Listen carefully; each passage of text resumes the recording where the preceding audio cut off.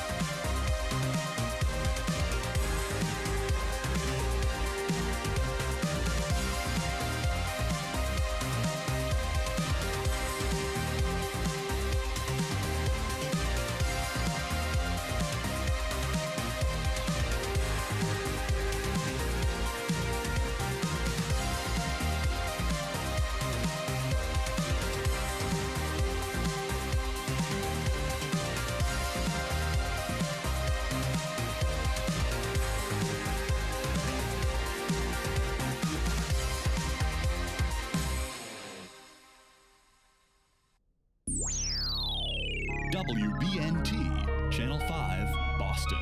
Now in stereo. Video games are the latest craze to sweep the country and most of the world, too. Millions of people are addicted to hours of gazing at electronic images on game screens in arcades and in their own homes. What makes video games so popular? Well, we search for an answer as we begin a special series on Video Fever, games people play.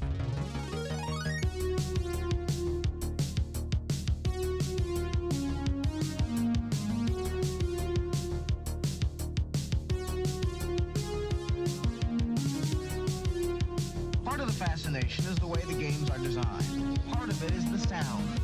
I like the details on it. There's good details on the games.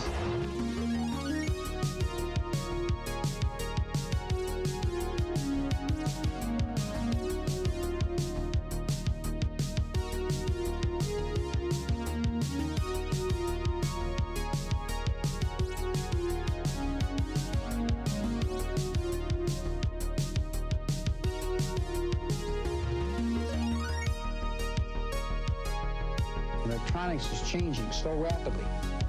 With each change in electronics, it brings something new. So this is not a passing fad. It's a very tough dollar. It's getting tougher. It's not easy. We all want that same buck. Video games, in a sense, are addictive. Not like drugs, more like the need to jog. Peer relationships, a source of self-esteem, enjoyment in life, are wrapped up in video games, just as they might be in bowling, running with your cronies with whom you run every Sunday or something of this sort. I have not met anybody who can't go through the day in withdrawal from video games.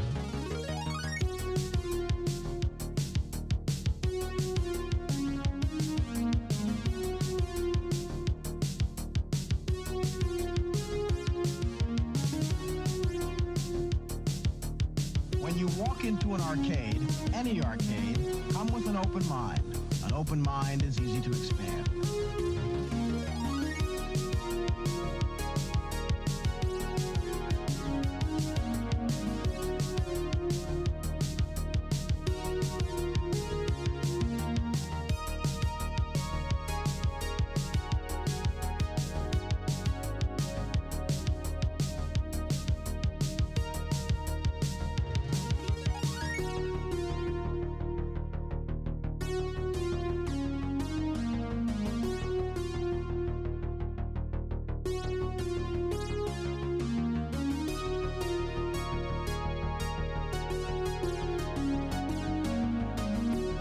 Question: is it fair to blame juvenile delinquency on the video game craze?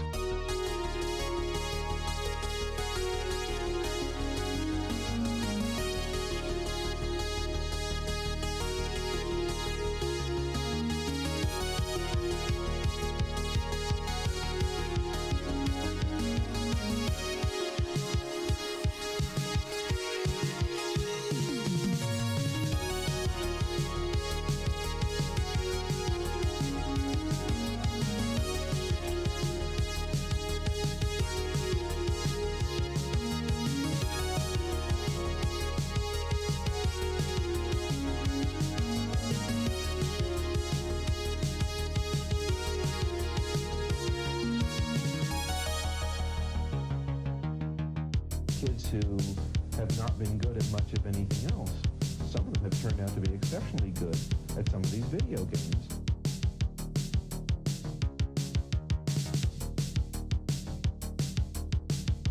Talk about their high scores and their achievements as the most esteemed building activity in their entire life.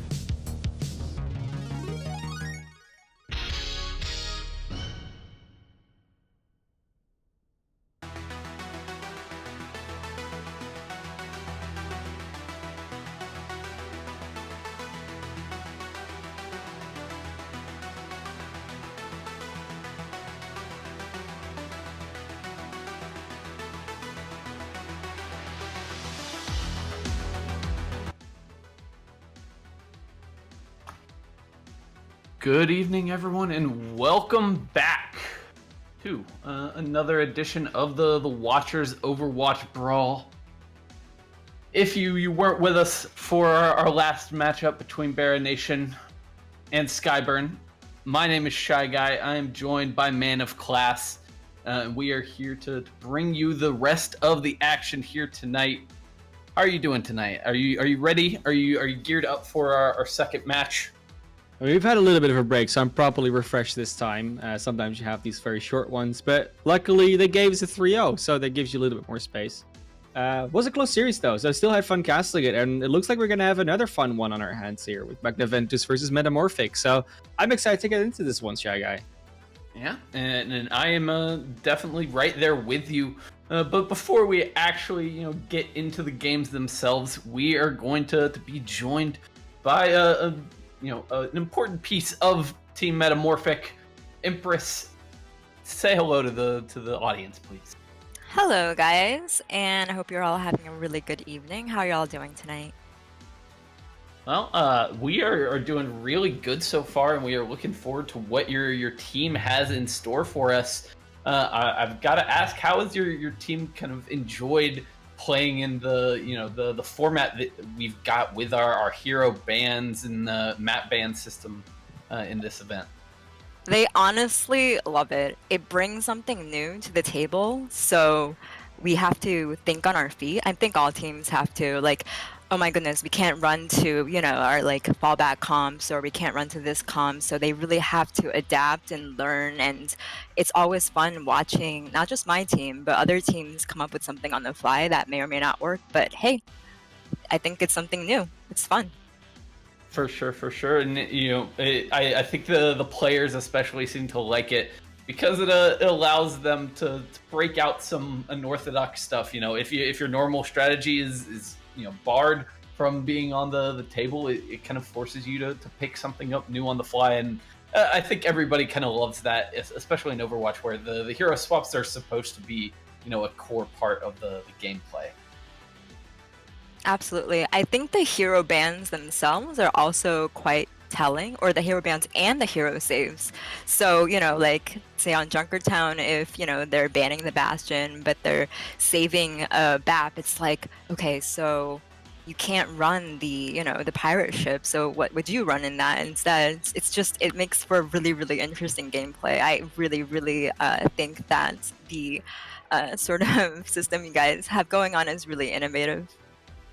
For sure. And, looking forward to the match here tonight. Who should we have our eyes on the side of MetaMorphic? Who are we expecting to pop off this evening? My whole team pops off. Like, every single one. There is not one person. Like, I know it's cliche to say teamwork makes the dream work, but every single one of my players has that pop-off potential. And that is why we are so strong.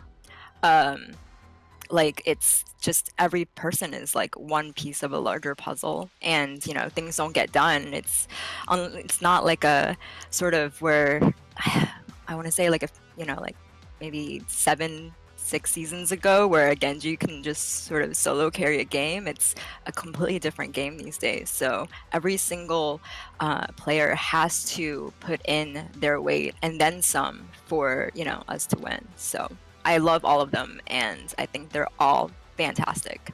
Okay, so we'll have to be keeping our eyes on everyone. That should be pretty tall easy. job for you guys. I'm sorry. No, it's all right. We'll be keeping an eye out for the those coordinated plays and everything that we've come to expect from MetaMorphic. But for now, we're gonna let you go. Get ready for the match, and we wish you luck here this evening as you take on Magna Ventus. Thank you so very much, and I hope you guys enjoy the show. Yeah, I'm sure we will, especially with these two teams that we've got on the table. Man of Class, we're going to be starting here on Lijiang Tower once again. Yes. I think our teams are about ready to get into it in just a minute, and I for one can't wait. Yeah, I mean, it's the thing is, as casters, we have the luxury of, you don't see our faces right now, and even during a game, you don't see our faces. So even if we don't enjoy it, we can still pretend like we do. So we'll never know. I may have given away a trade secret here, but it's they're not supposed to know. It's too late. It's fine. They'll never be sure. Maybe this was a joke. No one knows. That's the beauty of it. But hey, we're getting into Lijiang Tower once again, starting on night market. Actually, we didn't start on night market last time, but we're starting on night market this time. last series we saw quad DPS versus goats a lot, and then the goats just ran back into spawn, and then the next map they started on goats again. Maybe these teams will be a little more adaptable. Maybe these teams will both just run out with the 3-3. Maybe they'll both run out with DPS. It's all to see soon. It's not Gardens. So in Gardens, I would definitely expect at least one of the teams to go a little more mobile, a little more DPS-like. But on this one, I can see a 3-3 matchup definitely happening. For sure, and it does look like that's at least going to be the option that MetaMorphic are going with. Yeah. And on the other side of Magna Ignis, it does look like we might be getting the DPS setup that you talked about. Yeah, Magna Ventus coming out here with Xerius on the Sombra as well. We saw that banned out on a control map last series. Over both sides, obviously. So that would make their Hamlet a little more safer, but they might have been able to use that Sombra in their advantage as well. No soldier on their side. They're going with the Widowmaker of Stonefree, on the Tracer here. Noctis immediately taking a shot to the face. Well, not to the face maybe, but at least to the body. Well, and it looks like we've got a little bit of a repeat of our first matchup here tonight. As MetaMorphic retreat back to spawn, they roll out with exactly what we saw from Baron Nation a lot of the time, running the Sombra along with these dive tanks. It does seem to be the default solution, but they have a slightly different composition to run into. This Widowmaker, especially from Stonefree, could be very detrimental. If, especially, I think Zack Attack is the main person to deal with that, but then he also has to hack the Wrecking Ball. And you already see that they're trying to chase his Wrecking Ball down, but he just rolls away. Yes, but MetaMorphic do take up position on the point, and they do get a very early flip after 12% going over to Magna Ventus. Now the two teams are going to fight in earnest with MetaMorphic set up on the point, trying to control space. And Marky Mark chases down the Widowmaker. That's a lot of the kind of burst damage out of it for the side of Magna Ventus. And now they've got to try to push back in here short-handed. They do get hacked up. A Doug going down to Zack Attack there. And that's going to be MetaMorphic taking firm control for the time being. HK doing work on that fire already, has the barrage. There are some other ultimates also up. The only thing they won't have is attack visor, but Stonefree just switched off it. That would have been amazing if you had it already. So they're going on in it, and they don't have that many ultimates to fight against, but the rally and the coalescence could definitely be very annoying to deal with. Not if they can't push him out though. Yeah, and Xerius comes in with the EMP, but still he and HK go down early. MetaMorphic weathering the storm for the time being, despite all the ultimates coming out on the side of Magna Ventus. Pretty even trades as Marky Mark gets the boot off of the map onto Stonefree.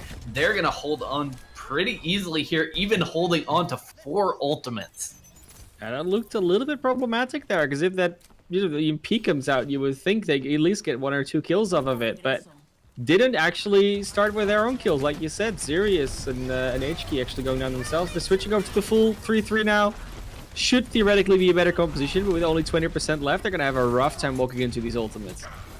Yeah, especially Zack Attack there with the EMP. Just when does he decide to pull the trigger on this one? There it is, gonna hit 4 members on Magna Ventus. Noro goes down immediately. Carfixer cannot escape with his life, and I don't think there's any chance of them even touching the point to trigger overtime. Xerius is actually going to get in there over the top. The Diva is there for the touch, but how long can this last? Not that long, but you get those extra few seconds off. Maybe show some more dominance, show your teeth a little bit. I don't know. Maybe you could take 1 or 2 with you and say like, haha, even that outnumbered, I can still take you out. It can be a psychological blow. If people think like, oh yeah, we've easily got this, and they start emoting on the point, and then you just take them out, they're like, oh yeah, that's a little bit too cocky, wasn't it? But not gonna happen there. And this is where we'll definitely see it. Like again, this is where we definitely see DPS coming in, and we straight away already see Zack Attack and Potion still be on the Sombra and the. Never mind. They are doing the Baronation. That's what we're calling it now. The Baronation move. They start on this default 3-3, and they're gonna see it and walk back to spawn. It's a prediction, but it's a very fair call to make. An interesting 2-2-2 setup on the other side now, with Noro and Stonefree still opting to play the Ryan Zarya, and that makes me think that MetaMorphic are going to stick with this 3-3. Yeah, they are, but this time it's Magna Ventus going back. Yeah, why is this Zarya there? Are these gonna? Yeah, they're switching over to the wrecking ball. Now they're going full DPS. They are going quad. Yeah, in the end, that's interesting though because they. Okay. Oh well, it is what it is. We know what this 4 DPS wants to do now. But they've already given up position on the point. What we saw. Yeah. Gale's going very low though, so they could maybe get a kill early. They don't potion as well. At least they're getting the damage in. HQ already got that ultimate. But he doesn't get anything out of it. Potion snipes him out of the sky. They can't even go in to get the res off, and they're going to lose this first fight on top of losing first control on the point. Yeah, Carfix are not being able to get that healing and that damage off in time. I think it was a little bit of a solo barrage. So the barrage came out, but there wasn't enough team members near to capitalize on the distraction of the barrage or the kills that came off, the damage that came off it. JD did get demexed, so that's actually quite big when it comes to damage negation, but it's almost got it back, and they have a Transcendence now as well. Yeah, Stonefree popping that Infrasight, giving them full vision of everything, but he can't find the shots quite yet. Potion gonna throw out the Transcendence, make sure everyone stays alive, and they secure the opening kill onto Noro. No main tank to initiate for the side of Magna Ventus, as Stonefree does manage to take down Potion. A good shot there to give them an opening here, but they've still got to find a lot more. They got so many angles though. There's no shield that can block that, and especially with that come out. Nice sound barrier though, but Zac attack does get taken down, and they're gonna trade in their favor here. Yeah, the sound barrier keeps them alive for a little bit longer, but they don't have any abilities thanks to that EMP. And Magna Ventus are going to roll through here at 79% already on the board for MetaMorphic. So they are off to an excellent start here as they make some swaps, go over to Marky. They're going to the 3-3. They're going to the standard 3-3. They're going to try to make the cerebral switch to be ahead of the 2-2, but they need to get on point. They can't give this over now.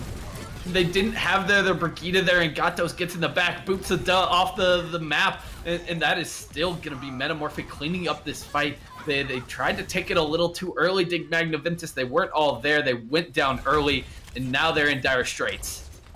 And now they're going to probably hurry. They might as well just switch back to the mobile composition because it's 7% left. I don't know if they're going to make it. I think the Lucio will make it. Carfix will probably get there in time. Sirius is there on the D.Va as well to trigger the overtime, but he's ganged on all sides, gets surrounded. The grab now out for Zac attack, and they are cleaning up the rest of these kills. Noro gets a charge kill, but it's probably not going to be enough. He's all alone. He does get a double kill out of it. That's a little bit more than MetaMorphic would have liked, but it still looks like they're getting the cleanup. They've just got to deal with these healers. The Transcendence from a duh is keeping them alive for the time being. This is the classic one on Gardens here, where they just come in and they start killing things. They start not dying. Yeah, doesn't look like it's gonna be. Oh, that shatter could have been big, but that was a nice timing from Marky Mark. He comes through with the hero plays, gets the knock off from the Primal Rage, gets his shield down just in time to block Noro's Earth Shatter, and they are still doing a good job of at least not losing any members here. They're cleaning up the last few on the side of Magna Ventus, trying to stall things out, and they cannot do it for any longer. MetaMorphic take the 2-0 here on the Lijiang Tower. And, you know, they do a great job of adapting to everything that Magna Ventus threw at them. It wasn't just the adaptation, also Magna Ventus just misreading the situations a few times. Both in like objective control, so when do we capture it, when do we stall it, as well as just that last switch back to the 3-3. That was fine, but then you have to either pick a different route of approach or be there altogether. It was just, they thought they could maybe make it back before the point flip, but then they couldn't. It was a bit of an odd switch. I get the choice that they make because that feels a better composition, and they didn't really have any ultimates up, but it was still something that it was very hard to do, and I think they didn't make the call quick enough. So it was something that sort of adapted, like you said, adapted a little bit in the situation, and that's not something you generally don't want to see. Right, and I think they got a little bit too cute there at the very end and just let it slip away there on Gardens, as MetaMorphic managed to take a pretty clean 2-0 in the end, you know, working around what Magna Ventus was playing, but it was definitely a strange map there on Lijiang Tower. Yeah, they're gonna as well ban Paris, so no France this time. But Paris has a bit of a rough time. Overwatch League not doing too great. Their academy team just got relegated today, so they're not doing amazing there, and also not the map not being picked, not being very popular. They have a little bit of a problem there over in France. Maybe they can fix it soon. But instead, we're going to Germany. Eichenwald's going to be the play here for Magna Ventus. I like Eichenwald. Lovely map. Not that far away from Paris, if I can actually, geographically point at it. Mm-hmm.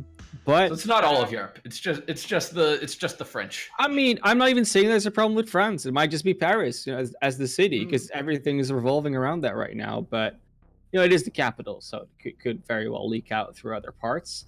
So Magna Ventus going here for Eichenwald. MetaMorphic saving Lucio, starting on defense. Lucio's been a very standard save. I think it's a very safe save as well, because you don't give that much away, because most people will expect you to want to run 3-3 in a lot of situations anyways. Mm-hmm. And I think in the 3-3, I think you can be more. I think you could be more creative with it, because I don't think a lot of teams will just want to ban out Lucio as a rule. Well, I don't know. If you're a team that really wants to get away from the 3-3, then I think Lucio ban is one of the best that you can really make. It's in my mind one of probably the only kind of indispensable heroes in the 3-3 comp. You kind of need that speed boost for the engagements to really be effective with that triple tank lineup. So I understand if teams would want to make sure they have that if they want to run a lot of goats and a MetaMorphic. That's a good ban. The ban on Moira, because that was obviously something that MetaMorphic used a lot to their advantage. Basically saying, okay, so you have a lot of DPS, then you're gonna heal everything up. Right. And Moira, as well as her damage, her coalescence, the orbs, they can all just be very annoying, especially to low health targets. I'd say that's an intelligent ban. It's a fine ban. You could have gone for other things. You see a lot of teams trying to ban out D.Va sometimes. But I think D.Va is so useful to any type of composition that you just don't want to take that risk that D.Va could be your downfall and not having her.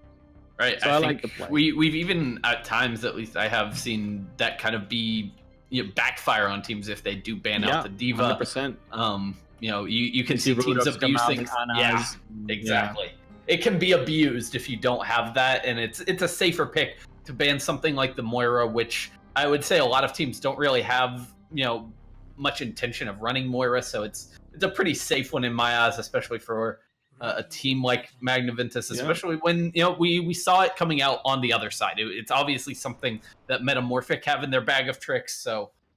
If their main strategy is to run DPS over, like if it's DPS or 3-3, then not having Moira is not something you mind, because if they switch to DPS, you just match them on a DPS. And if they switch to 3-3, you don't really want a Moira running into a 3-3, because that's how the original GOATs eventually got defeated. It started, of course, with Moira instead of Zenyatta, but then they realized that no damage is better. So, yeah. Potion picking up the Ana. I mean, it could be this could also be a mislead where they just don't want them to think they're gonna run DPS, so they run something else that is Zenyatta, which Potion on the Ana is doing right now, and then they're just gonna run in with a Sombra composition or just a normal 3-3 and actually be a better 3-3 because of it. Yes, exactly. They know they've got the compositional advantage. They've got the added damage from a with his Discord Orb, so Potion is going to have to be big with these Biotic Grenades if they want to be able to make something happen with this Ana, and that's a big one. It puts Noro very, very low. He's having to back off, gets the armor pack just in time. The anti-heal wears off. He does maintain his position. He's got to build up that shield again, though. He was very low there, but Stonefree does manage to take up a lot of Zarya charge. He got all the damage coming in, and they managed to separate Zack Attack. They're trying to push him away. He's trying to wrap around the back, but gets caught out. Stonefree gets the kill onto his opposite number. That's the go signal. Noro charges in, takes down Gatos, gets into the back onto Potion. The nano boost not going to be enough for Marky Mark to turn this one around. And MetaMorphic, keep the momentum going. And Potion is like, I'm just gonna throw that out there because we're gonna switch anyways. Normal, like we said, the Zenyatta's just usually better in most of those situations, unless you can do a lot with those anti-nades. Didn't manage to get enough value out of that first one. Zakatek they're trying to boop him off the high ground, but Carfixer is just gonna choose for his life over the kill. Is now behind them though, so could do a lot of damage with those boops, but it goes back to the team. And now they're going to be holding up very close. It's usually what you see teams do, but often you see them holding on the high ground. So interesting to see that they don't choose to do that, especially with all disadvantage. Certainly, the rally now coming out from HK is allowing Magna to push through. Marky Mark going down first, and Noro pushing forward, getting a lot more damage here. They do manage to get 2 kills off of that Earth Shatter, and now turning. This is obviously what they want to do. Just hold the cart where it is. Don't let them progress too far for free. Just buy some time. They will be back, for another defense, obviously here on the side of MetaMorphic. But they've been doing a good job of attacking so far here, Magna Ventus, and Noro especially being very aggressive on that Reinhardt. But it is paying off. His team is definitely having his back. Looks like I have to do this alone for a little bit, but that's fine. They're pushing up hard here on the side of Magna Ventus, is trying to not have them. The team's sort of switching sides here. And it's just a nice shatter, nice disables on the side of MetaMorphic there. Carfixer trying to push the cart a little bit further. We'll get it almost to that second point, so that's very nice to see. Then we'll basically, if they win one fight, they're going to get it. Or at least it's going to be very hard to stall it out for the defense.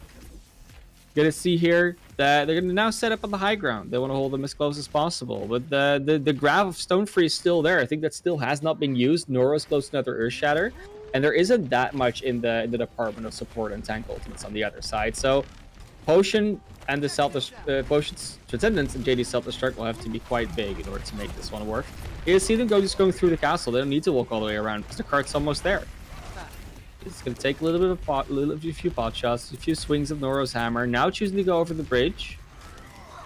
Noctix and Carfixer is really trying to find that angle to maybe get some incremental boops. Carfixer almost getting knocked off the edge, but makes it back in time. Goes down in the end though. So now we have Noro trying to just back off a little bit because the aggression is coming in. That's a nice grab there. But the shatter comes down from Marky Mark, denying the follow-up, the self-destruct as well. So 2 ultimates. And yeah, the kills are definitely in favor here of MetaMorphic, and they're also in the spawn advantage camp. But now they get the kill on Potion. Self-destruct comes out. It gets the shield of Marky Mark, but the graviton will come through. They get H-key straight away from that one, and Noro has charge of the map, so this is probably going to be a reset here for the side of Magna Ventus. But that was close. That could have maybe gone another way had they maybe managed to hit a good shatter, or had the grab down a little more follow-up. So Potion not that close to that Transcendence. They could charge it up in time if they managed to get a right charge on Stonefree there. Lot more to work with on the defensive side. So this could be one drive push with trying to drag out some ultimates from the defense. I'm doubting it though, because I feel that the defense knows that they have this have this advantage here, so I'm guessing that it's gonna be a good one. It's gonna come in here pretty soon. They're just poking away a little bit because they want to try to find the right angle of attack. But it's gonna be close here on the side of the.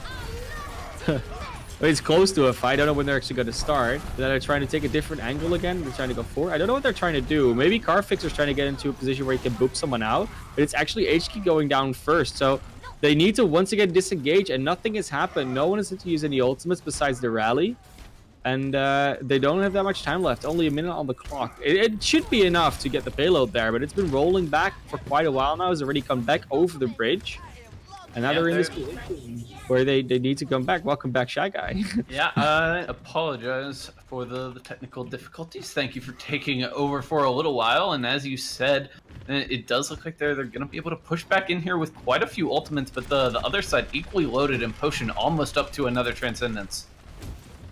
Yeah, and it took quite a while to build, but Stonefree also has the grab, so does Zack Attack. It's going to be an ult fest. A little bit of an advantage for the defense because they have one more ultimate, and Nora going down as well. This is not going well for them. Yeah, they decide to commit ultimates even as the attackers were on the retreat. They throw out Marky Mark's Earthshatter. They use the Graviton Surge to secure those kills, but you know there's still going to be a chance to push back in here. As a risky strat, if that was planned here from Magna Ventus, saying like, oh yeah, they're gonna use other ultimates, so this is where we just don't use anything besides Transcendence. Just bait out the ultimates with the Transcendence, and then we win the next one. They had the chance with these ultimates. Yeah, the sound barrier is going to be traded right now, and now the grab coming out. Marky Mark gets charged away from JD. And JD gets a triple kill. Nothing to set it up, but he doesn't need it. Gets the triple kill and saves the defense there for MetaMorphic as they hold on, close things down here on Eichenwald, and put up a really stout point B defense. Yeah, it was getting close to the door. I think it was almost across the bridge, so it wasn't a complete failure for the B attack. But you always just want to push it through. Like, you're not going to be happy. You're never going to be completely satisfied until you've just nonstop moved the cart and it just never stopped. But yeah, I mean, it was a good defense, definitely. And I think that the attackers were a little bit lost at some point. The Magna Ventus they're trying to take that same angle of attack, not getting much value out of it. And they couldn't really find a different way of doing things, especially with their ultimates were never really on point to do anything besides the last fight, and then they just get bombed. So, yeah, that's a bit of a shame. Yeah, they just get a little bit distracted there. I mean, all your focus is on the fight at hand. All your focus is staying on the cart, and somebody misses. You know, JD throwing out the self-destruct ends their chances of pushing through point B, but they've still got a chance here on Eichenwald if they can put together an equally impressive defense. And, you know, this is a map where you've got opportunities on point A for a significant hold. You've got opportunities on point B to shut them down, you know, shy of where you were able to push. So this is still very much winnable for Magna Ventus. And it does look like they might have pulled out the Moira as a decoy play, saying like, oh yeah, we might run DPS, but we're not. So you might be losing some time, or, well, point A they lost basically because they expected Pharah or something like that, and it didn't come out. Certainly, but the same composition this time for the side of MetaMorphic. They just want to be ready, but Potion straight away swaps because they know it's not DPS because there's no Pharah shooting straight away. Garfixer, very high on that tower, does choose to go down. Just a mirror matchup, just pure 3-3 play. Who does it better? Yeah, and right now, you know, both teams just going at it in the middle. Noro trying to push forward. They take down Marky. Marky gets discorded and gets taken down out of that fight. HKey, the one swinging away to finish the job. And now, you know, they just press that advantage on forward. Oh, and they get the mini diva. No, JD just jump off the map. No, it realizes that, you know, if I stay as a baby diva here, I'm going to live for a very long time. And I don't want that. Zac Attack does get staggered, though. So even though the baby diva got away, Zac Attack doesn't, and he's gonna push towards in their spawn. I like this. I like when teams do that. They say, you know what? It's a dangerous world out there. You might just not want to go outside. Just stay indoors. It's a lot safer. Yeah, I mean, you only live once. You ought to look out. Well, not necessarily true in the game of Overwatch, thank God, or this would be very boring. But Marky Mark and the bunch trying to push back in, but this time they get put to the ground by Noro, coming through with the Earthshatter. MetaMorphic getting really aggressive there. They know they have the ultimates to do it, and they capitalize. You'll say like, oh, was it really necessary to use that rally? But then on the other hand, Gatos uses the rally as well. So you're trading out those rallies. You're fine with that. The only thing you really used more was that Shatter, but you'll have so many more ultimates up. Noctis is still so far away from the sound barrier as well. That's actually insane. No, it's definitely a problem for them as both support ultimates available on the side of MetaMorphic as they look to continue this defense. They're going to open things up with Stone Freeze, Graviton Surge. The counter grab is there, though, from Magna Ventus, and JD is going to capitalize on that as they are going to be able to break through on point A here and secure the payload. And that was a little bit of a miscalculation from Xerius because he thought he was throwing the self-destruct at the right point, but it just went all the way through the computer shop. It was just blocked out by natural walls. Didn't even need a shield for that one. So could have gone differently had Sirius just maybe get a little bit of an angle towards that, just throwing it up in the air instead of straight forward. I don't know, but didn't work out for them the way it maybe could have. That's a bit of a shame. Noro again, just going downstairs, a little bit aggressive, trying to actually punish the aggressive positioning. And they know they don't have a grab. Yeah, they don't have the grab, but right now forced to use the Transcendence. Marky Mark goes down, and that clears the way for Noro to hit the massive Earth Shatter. Is going to close things down here. They regain control. But they do the same thing that MetaMorphic also did on their defense, but they do it just a little bit better, a little bit more aggressive, just really that forward positioning. MetaMorphic at some points had those, they just walked back a little bit further, a little bit more passive, a little bit more New York Excel style. And this is just full Vancouver Titans. But we have disconnect. And it's a big one. Because if Noro going out there is huge. And they're basically in the enemy spawn. So you know what's going to happen now. They're just going to lose a fight. Get completely overwhelmed. Big unlucky for... Yeah. I would say the positive thing about this is that the card is basically not moved. It's barely gone through the gate. So as soon as... Yeah, I don't even think they want to retreat. They want to just keep fighting, get Stonefiend's grab up, get Xerius the self-destruct up, make those combos happen. And sure, you will feed, but at least try to eat something yourself as well. I think that's the main thing they want to go for right now. Because running away, you'll feed regardless, but shooting at them, you'll at least get something for your sacrifice. Yeah, we'll see which way they want to go, and it is, in fact, what you said. They're just going to pile on forward, try to buy themselves some time, regroup as 6. Sure, they all go down, and as you say, feed, but they buy themselves a little bit of time. That was the best they could make out of a bad situation. Unlucky timing there. Shame. Just the sea of Noro, it's so big there, and you're really... I mean...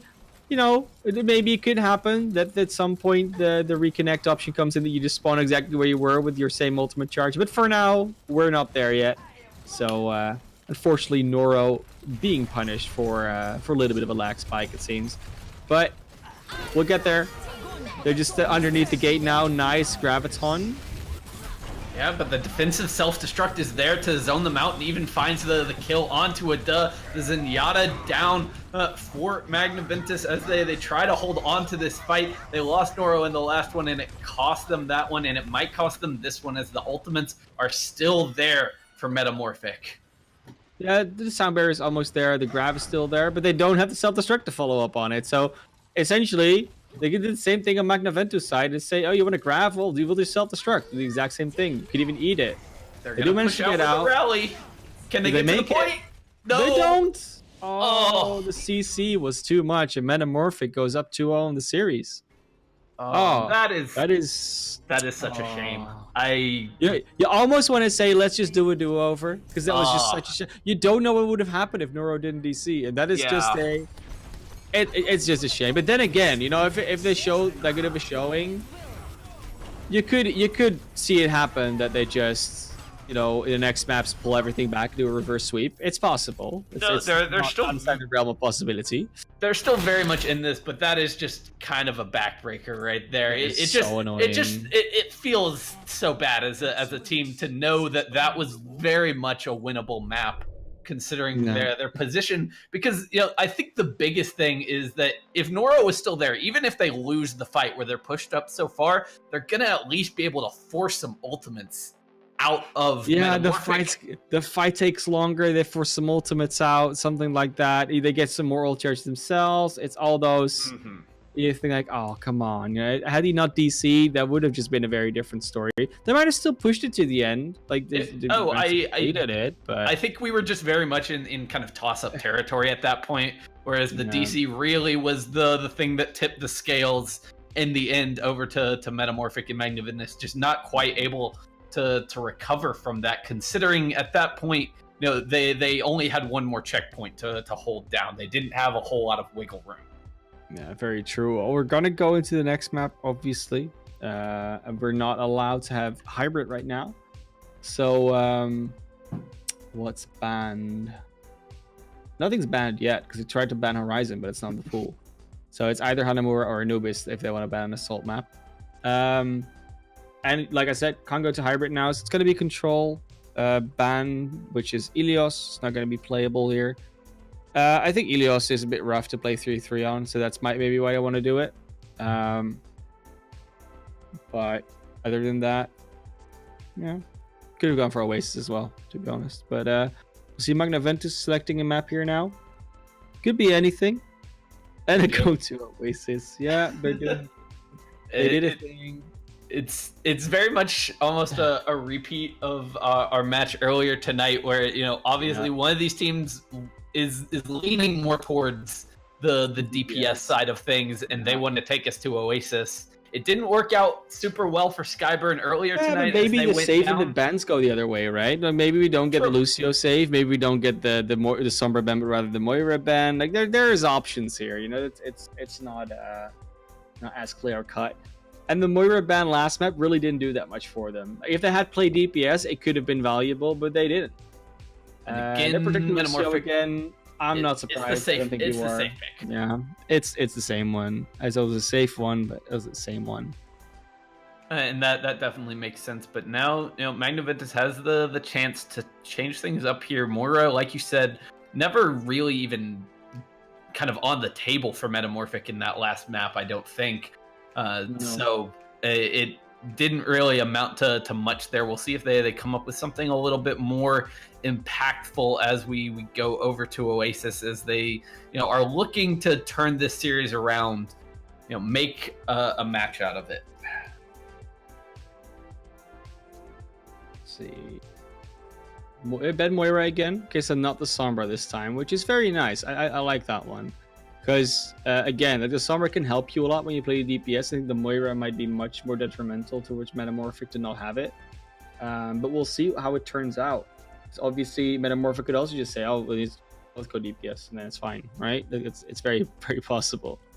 Yeah, but I mean, I will say, at least with this pick in particular, we have already seen on Lijiang Tower earlier tonight, when Magna Ventus was going DPS, Metamorphic was able to go over to the Moira. That was a swap that they made. That was something that they wanted to do, and so the ban definitely makes sense here. Yeah. It's City Center, and if we're gonna look towards DPS again, this is the main one that we're gonna be looking at. So I'm very curious to see what's going to happen on both these teams. I'm expecting Magna Ventus to go with DPS. Now, obviously, they ban out the Moira, and they didn't do it last time, but they maybe should have done an Icon Vault, like play the Pharah, etc. But I don't think it's that much of a double play this time. They're not like baiting them out and saying, "Oh, we're waiting for the other thing to come in." No mind games this time. No mind games. No, definitely not. See, yeah, I don't know what's gonna happen on the other side though. On neither side, they're not really set up to do anything right now. Winston or Risa, I don't know. Again, it does look like they sort of try to psych him out, saying, "Oh, we're gonna go DPS," but then they don't go DPS. It's a bit of a weird one, and I don't really know what they want to do with that. But yeah, it's just going to be a matchup. This is the Winston 3-3 versus the Winston 3-3. Yeah, if you could do me a favor and send me a quick invite to the game. Man, but it says you're already being invited by something. That is unlucky. We see this first fight going in the favor here of Metamorphic. They're trying to follow them into the spawn here. Not really working out for them that well, so they're going to go over, take the point, back off a little bit, and now we see them coming back in here on the side of Magna Ventus.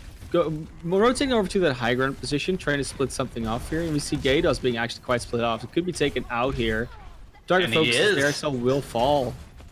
Yeah, he gets a little bit caught out of position there, as now like Metamorphic are just pushing.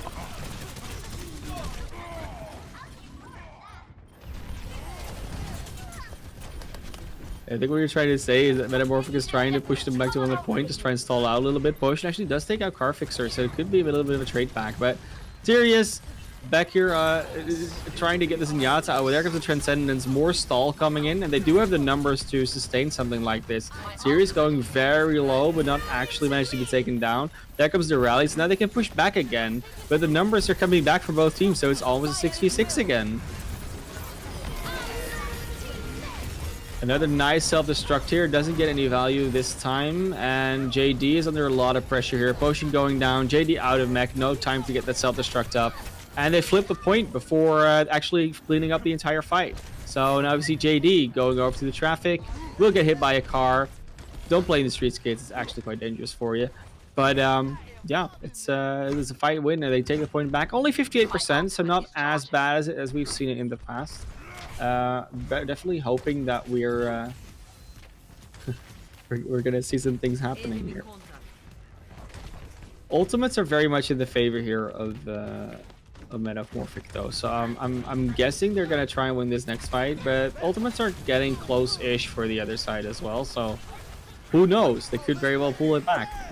Marky really under a lot of pressure. Both sound barriers come out from the teams. There's self-destruct, there's Graviton. Will demech Xerius, but not much else for those two ultimates, and that you kind of want a little more value out of that one. So gonna see Marky Mark go after the baby diva, does manage to take her out, and now the fight is gonna break out on the point. Noro going very low, will not fall. Instead it will be HK going down, a duh to follow, and Stone Free as well. So it might actually be Noro staying alive the longest together with Car Fixer.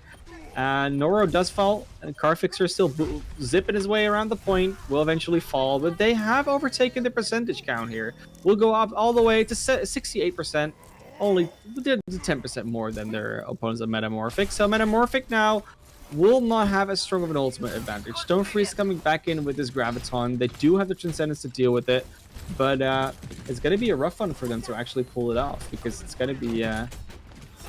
I mean, they're still gonna not have a very distinct ultimate advantage here on the side of things. They definitely are, as they push in with trying to take control of the high ground, and now falling down onto the point. Magna Ventus trying to make this one happen. They throw out the Graviton Surge, but the Transcendence is there from Potion to keep everybody on the side of MetaMorphic up. And now nice eats. Oh, the grab gone for the side of MetaMorphic as they try to win out this fight, but they lose Marky Mark in the process, and now are being forced to retreat. They do answer back with the kill onto Noro, but will that be enough? The flip coming through for Magna Ventus as this fight still rages on. 5v5 at the moment, no one really gaining a firm advantage, as HK going to break out the rally as they try to keep this one going. The ultimate advantage is there now for the side of Magna Ventus, so they could very well run away with this one. Nice sound barrier does get everyone. Rally comes out here for the other side, but that's not the same thing. Self-destruct not getting anything. JD not the hero today, but Noro actually taken down, so they could still pull this one back, but Stonefree's so close to that grab. Yeah, and he throws it out, but can they get the rest of the kills there? No, Potion comes in with the Transcendence to keep them alive. They only get Marky Mark, so it's still an even fight, and they'll have the closer respawn for Noro getting back into here. They still are very much in this fight, as Zacatek almost up to another Graviton Surge. That could be the closer for MetaMorphic. It's going to lock up 3. The self-destruct there from Sirius to try to zone them away, but it's not enough to save him or a duh. JD chimes in, gets 1 with the self-destruct. That's a 3-man advantage for the side of MetaMorphic as they push forward. They've got the rally. They're looking to clean up this fight and take the first point here on Oasis. Marky Mark actually jumping back to point with that Primal Rage made it there even sooner than Noro, I think. That was they were about the same there at the same time. You know, a little more health, a little more cooldown on the side of Marky Mark there. So nice play to do that. Not everyone will go for that. Not every player will still be like, yeah, you know, I'll just use Primal here because I can. But yeah, nice comeback there, because they were a little bit on the downside for MetaMorphic. There's a reason why they're 2 up in the series. No, it's not just an unlucky DC. It's also that they've just been doing well. So yeah, definitely seeing that work pay off. Also, not really a clear member that can say that one is doing especially well. Although I will say that Potion has been doing a lot of work, as always keeping up with the Transcendence, as opposed to the Graviton Search for Stone Free. So that's nice to see. And again, they're just going over here with the 3-3 matchup. That Moira Ben really not showing any value so far for me. No, not really at all. And Noro going down early here. JD comes in from the side, and they get 2 kills off the back of that one. Now they chase them back towards the spawn. They're going to get the environmental kill on Sirius there. As once again, MetaMorphic going to be taking first control here, start building up on this lead. And JD's been doing a lot of work, you know, with the D.Va, actually taking all those off angles, not just from the side, also from above. And it's a relatively aggressive D.Va playstyle, but without actually putting yourself in danger. So it's sort of the passive aggressive type of thing. Like, I don't want to actually get close to you, but I also want to shoot at you. And now Noro again going down first. That's not good here for Magna Ventus. And again, JD, big part of that, boops him forward into the rest of MetaMorphic, but they've answered back onto Noctis. But without the Reinhardt here, it's hard for Magna Ventus to stay in this fight. Doug gonna commit the Transcendence, but they can't really get a lot out of it. Noro is back in this one, so they're looking to push forward. They get caught up in the grab, and they have no trance to save them. So Stonefree goes down to Zack attack. And they are going to have a 65 disadvantage as they still commit to the fight with Carfixer, Sound Barrier, the self-destruct now out. Can it capitalize? Yes, takes down Noro, who was put on his back by the Earth Shatter from Marky Mark. Once again, MetaMorphic maintain control. JD is they're so nice at setting up these self-destructs. They feel very random. So they've either been using them as a tool to deter Graviton Search follow-up for the other team, or as it just comes out at some point and gets a kill or two. It's either of those options. It's never really a properly set up play, but it's always one of those things where, yeah, that could be risky for the other team. For sure. And now Marky Mark this time gonna get booped into the pit, so a bit of an advantage for Magna Ventus as they look to push forward. They get the Graviton Surge out, but the Transcendence is there from Potion, yet now back with his own takedown. Noro, the turn not there, save of Reinhardt, and now MetaMorphic pushing forward once again. They're trying to close it out here and now. They want to make this a 3-0, but they're having to fight through H-Key ropes. Rally here, who's trying to keep Magna Ventus going in this fight. They've got their Reinhardt back into it, but they still don't have the ultimates. JD with another self-destruct, this time getting Carfixer. The boot from the side of Noctis sets that one up, make sure that the Lucio goes down, and the rest of Magna Ventus is falling one by one. MetaMorphic look to take this. They get it 100-0, and they get the match 3-0. And that is, I would say, almost disappointing. Because it feels like they didn't want to ban anything that was working well with 3-3. They'd rather ban something that 3-3 switches to when you play a composition that's not 3-3, like something DPS-like. And then they don't play that composition. So it really felt a little bit... Yes, I would say it felt a little bit disjointed, just that Moira ban. I don't know. It feels like a little bit of a missed opportunity to It's me. not just me. Like it is weird because if Moira's not played, it's not that she wasn't not played because she was banned. She was not played because they just didn't force a situation in which you would normally see a Moira and then they couldn't play her. Right. That last map played out exactly as it would, or the last 2 maps played out exactly as they would have if the Moira ban wasn't there. It didn't change anything at all, and that just feels like a missed opportunity. You know, not taking advantage of the format is Magna Ventus there. It does feel a little strange, but maybe they just decided, hey, we feel confident enough in our 3-3 setups to run it mirror comps, but it does not work out for them at all. Yeah, that's just something that happens sometimes, and they're like, oh, that's a bit of a shame. But you know, we can actually ask, well, we can't ask a player from Magna Ventus, because to have the honor of a post-match interview, you have to actually win. Sorry about that. But we do have someone here from MetaMorphic that could maybe shed a little bit more light on the situation of why they think that happened, or what they thought about the whole thing. Maybe the double psychology did actually work. So welcome, Noctis. Congrats on the victory there. Yeah, thanks, man. Yeah, it was a fun match. Good to hear. So we were just discussing because Moira was banned out twice, but then it didn't really feel like they did anything with that ban. But was there anything you did to adapt to that ban or do differently? Something you did differently because of that ban? I think it was more of a mindset difference because with the Moira ban, on Li Zhang you saw our Sombra Moira Winston comp. We assumed they were banning the Moira to make sure we couldn't run that comp, and they were going to try and play DPS because that was the comp we were playing was a hard counter, and if they could ban a key part of that, then they could play DPS more freely. But they didn't play DPS, and they just ran a Goat's Mirror, which didn't make a ton of sense to me because I felt like the ban didn't really do much. So it was more of us adjusting to the mindset of they might be on DPS, we need to be prepared to go back instantly and swap.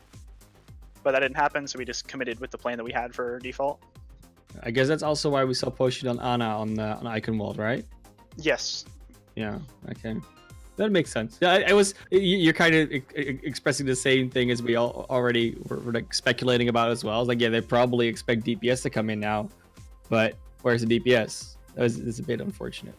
What do you think would have happened on Iconwald had Noro not DC'd? Well, just you can speculate wildly, you know. So you can say you just would have rolled them anyways if that's how you feel they're gone. I mean, yeah, that's probably what would have happened. In real. We had the Brig right in front of us. The Rhine was off to the sides. We would have gotten a free pick on the Brig. The Diva was behind us to our left. She was already discorded, and Jay was already flying at her. So she wouldn't have had any impact. I think overall been a pretty clean fight. We might have had to use Rally, which we didn't use any ults in the actual fight that happened. We probably would have had to use Rally there if Nora hadn't DC'd. But I think our ult economy was still good enough that we could push it through without getting stalled too hard. Yeah, that makes sense. I mean, they were all the way in your spawn, so you know weird things happen when you're in spawn. I always say, but yeah, I mean, definitely strong showing of you guys. It was very nice to see. Is it something that you've practiced or talked about more, that instead of using the Graviton bomb combo or in the bomb in such a way that you rather deny their follow up with your own bomb? Yeah. So we talked about it for. I think we started trying using it for like a week or two, and we decided we liked it a lot more because it fit our playstyle more. We try and beat people in neutral goats fights a lot more and generate leads on our own by teamfight mechanics instead of using our ultimates to snowball leads, because bomb has a lot more that we can use it for if we're not using it solely for Grav Bomb, because we're restricting 2 of our ultimates for 1 combo, and if you mess up that combo, we pretty much lose. But if we have the bomb for something else, it's a lot less damaging to our ult economy if we don't use the Grav Bomb combo. Okay. It just gives you a little bit more, options at your disposal with how you use something instead of, committing to just one, avenue of approach. Yep. Well, that's good to hear. Your next match has already been decided who you're going to go up against, because that's the beauty of going second on a play night like this. So you're going to have to be facing off against Baronation. I actually forgot. It was Baronation in the end, right? Yeah, Baronation. Have you played Baronation before, or do you know anything about them? I know they went through a big roster rework recently, and they just played in a tournament we were in recently. They didn't go out too strongly there, so not really too sure what to expect from them. We haven't seen much of them. Okay, well, I mean, there is already 2 matches played in this tournament, so perhaps that will enlighten a little bit. Yeah, I mean, obviously, thank you for the interview. But are there any shout-outs you want to do? Let's see. Shout out to Jay. Jay needs some more MVP votes, so you guys go ahead and hit that in the bottom of the Twitch panel. Yeah. Well, unfortunately for Jay, he's not gonna walk away with the MVP award here tonight. It looks like it's going over to Zack Attack. A well-earned MVP for him as well.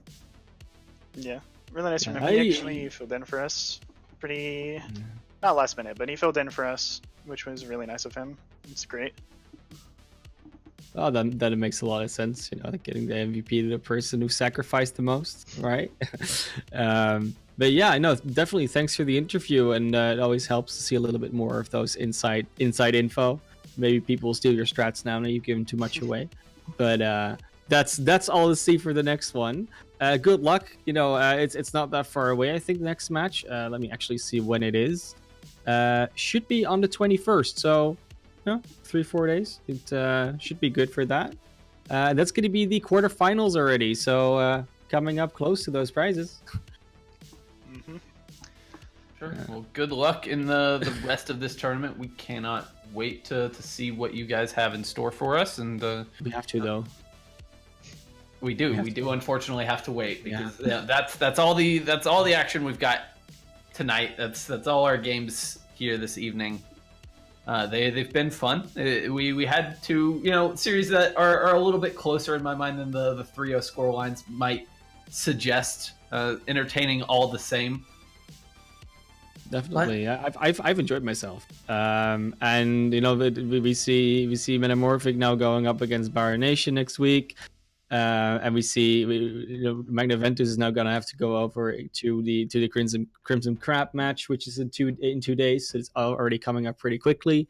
A lot of good stuff gonna happen pretty soon, and I'm excited for it. It's been a good season, like this number 5, this series. It's been good.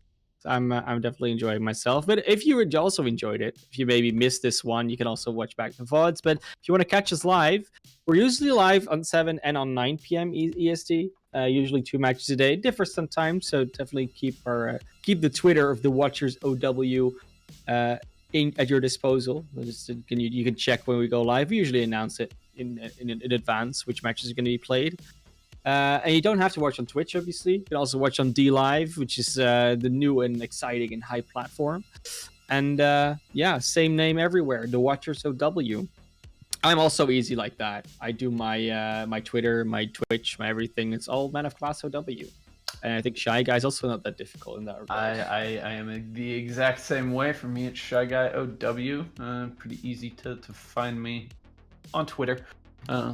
But thank you all for joining us here tonight. It's been a pleasure bringing you these games alongside Man of Class, and of course, as always, our fearless leader Refused behind the scenes, making all the magic happen and bringing y'all the excellent Overwatch here tonight. I believe we'll be back sometime tomorrow with a makeup game, so keep an eye out for Twitter and other updates to see when exactly we will be back on the air. But that is gonna do it for us here this evening.